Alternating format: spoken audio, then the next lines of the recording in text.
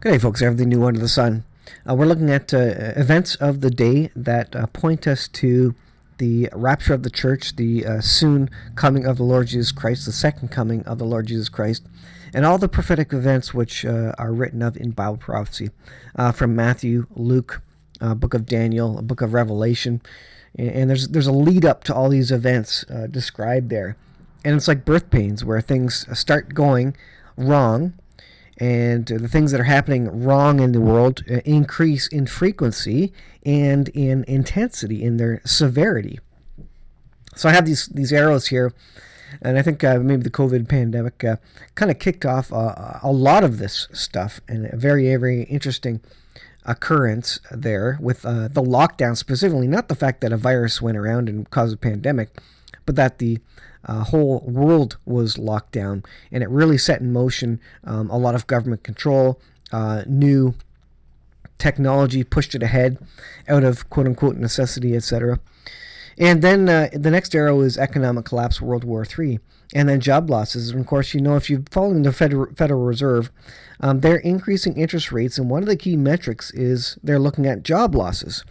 Technically, the proof that their interest rate increases are working to solve the issue with inflation is the job numbers. If the number of jobless claims increases, if the number of jobless increase, that means they're not making any money, of course, because they're jobless. That means supply and demand, the price of goods will go down because there are fewer people willing to pay as much money for the same item. So that's a very much a simplified version of what they're expecting with the jobless claims and the interest rate hikes. So as those job losses increase, they figure they've done their job, and that's ultimately going to lead to a lowering of inflation. And then we have this idea with the violence and the love of many grows cold. As people get so desperate, so upset with the world events, they simply start looking up for themselves. They're just trying to survive at that point, and there is no cooperation. There is no agreement anymore. The love of many wax cold. And because sin abounds, Matthew 24 says in the bottom section there, because iniquity shall abound, the love of many shall wax cold. And once people stop loving each other, people are just desperate, looking out for themselves. That's when ultimate government control comes in, because you have violence in the street. You have a Mad Max situation. You have chaos. And then out of that is a new world order and the mark of the beast system. So we can see that we're marching headlong into what the Bible describes as kicking off the 7-year period, which includes the tribulation and then the great tribulation. The tribulation is the tribulation of man upon himself, the repercussions for our own sin in this world. And then the great tribulation, the second half, the last 3.5 years, is the wrath of God. And so that's all packed in there. So let's take a look at some significant events in the news that are pointing directly to this. And specifically, think about that second arrow there, economic collapse. This is War News 247. See what's coming. CNN and Fox News and other media prepare Americans for end of dollar. Now, coincidentally, it seems as though they both put together a program talking about the end of the U.S. dollar as the world reserve currency on the same day. They both had big presentations on the right and on the left. Is media controlled? You might think it is. And it was very interesting that both of them came out of it. ABC News as well. So here is CNN. If the U.S. dollar global supremacy erodes, America will face a reckoning like none before. And then there was Fox News. Fox News did a whole presentation on the shift from the U.S. dollar. Again, you got to ask, is this organized? Did the government of the United States basically tell the mainstream media to start preparing Americans for the ultimate eventual fact that the U.S. will not be the world reserve currency? Interesting. Governments are finally starting to get their citizens ready for what is ultimately coming. We know it. If you've been paying attention, you know it. But most people have their head in the sand. There's another Fox News interview where she says, yeah, the world is shifting away from the U.S. dollar. People are moving to paying for oil in yuan. Russia is, Saudi Arabia is, and this is ultimately the weapon of mass destruction. This is bigger than nuclear weapons for Russia and for China. All they need to do is run the United States into the ground economically, and then there will be no need to fight them with bullets and with troops on the ground and with nuclear weapons. You've basically destroyed them economically. They will be in famine, they will be in chaos, they will be in civil war when the U.S. dollar is dropped as a world reserve currency. Peter Schiff, the petrodollar's days are numbered. China will not likely be paying for Saudi oil in U.S. dollars. So it seems like there's a coordinated mainstream media attempt now to warn the citizens. The government has, I guess, come to the realization that the U.S. dollar is not going to be around for much longer. Interesting, now you start seeing all these ideas of getting prepared for emergencies. This is out of Canada. Ontario puts $113 million in budget for emergency preparedness. Now, governments are supposed to be getting citizens ready for this kind of stuff, but you don't hear about it very often. And now there is money on the table to get prepared for emergencies. Now they talk about natural emergencies, but I think the government knows that eventually they have to start preparing the citizenry for economic collapse, for potential nuclear war if Ukraine-Russia escalates, and all the troubles that come with the world reserve currency switching over to a new one, likely the yuan, if the Antichrist wasn't going to come first. Now, I believe that China would become the next world reserve currency superpower if it were not for Bible prophecy occurring. And I think the Antichrist is going to come in and he's going to put in his own world reserve currency. I think we're that close. I don't think we're going to be around for another 150 years as we use the yuan as a reserve currency. But interesting nonetheless.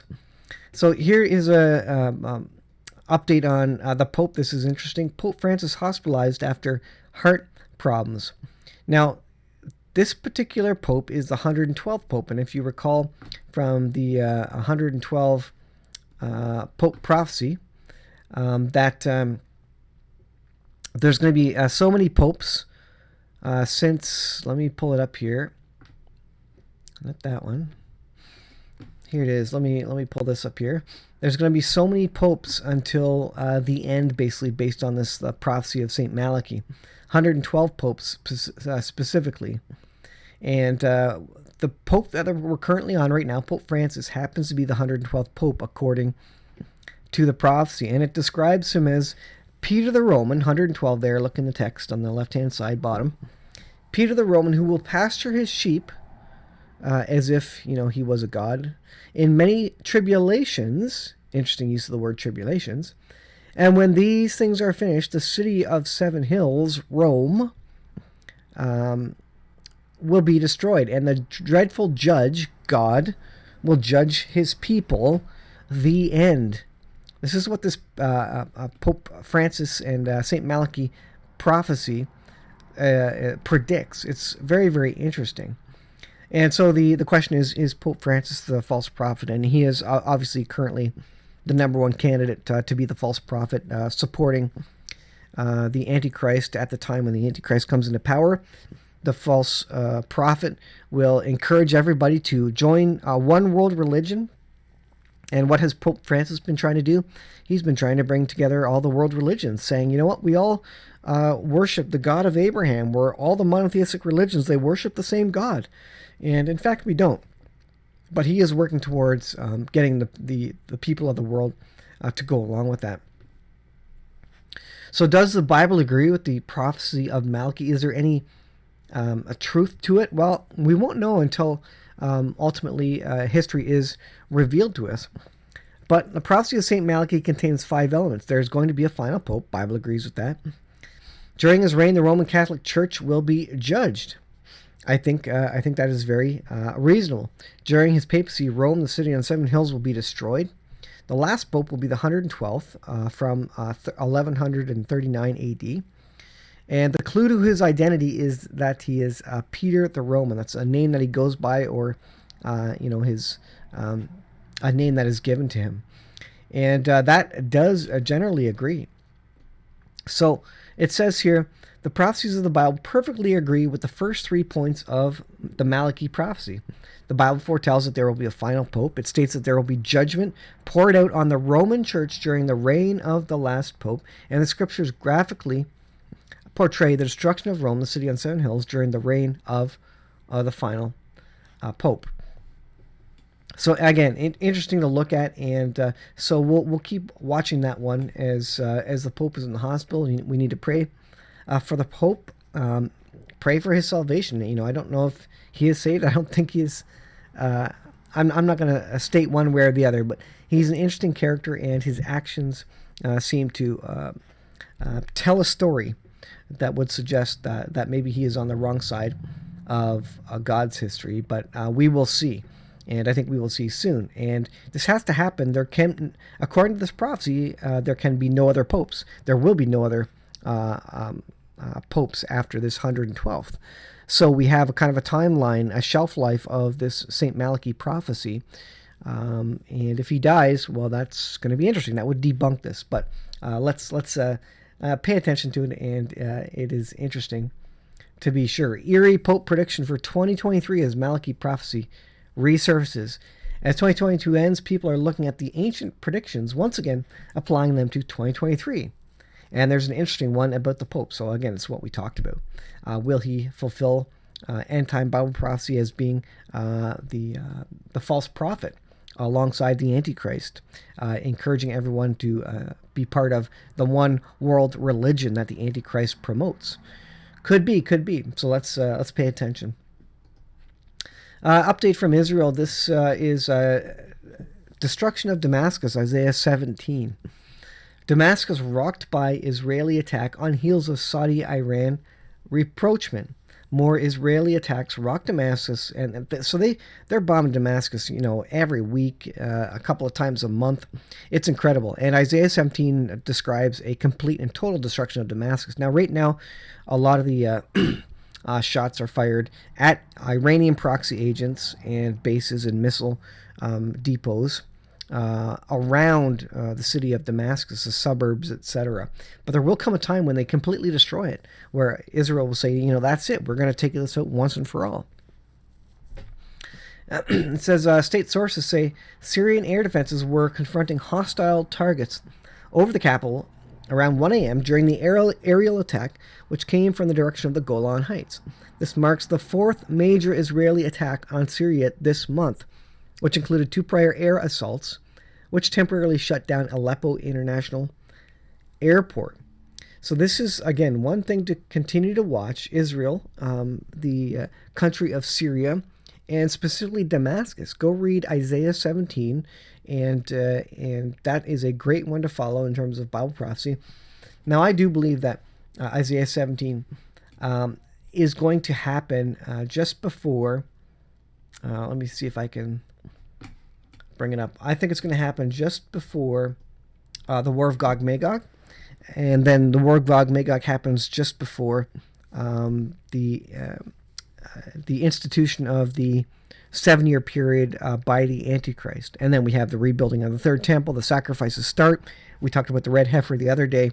So everything is lining up, and I could be wrong with the order of these events, but these are things we need to know the scriptures, know the prophecies, keep our eyes peeled for them, because in the Bible it says, look up, for your redemption draws nigh. We're told to be watching and waiting, and we're told to know the scriptures and to recognize his coming, because the Jews didn't recognize his coming the first time. So we as Christians, we certainly better recognize his coming the second time and be aware and be on top of it, have our eyes wide open, and looking forward to that day of the Lord's return. And things are going to get real bad, I think, before the rapture of the church happens. So be prepared. We won't be here for the wrath of God, but then the discussion is when exactly is the wrath of God. And I believe it comes at the midpoint of the 7-year period, just before the Great Tribulation, which is the wrath of God. So you let me know down in the comments what you think. Thanks for watching. We'll see you in the next video.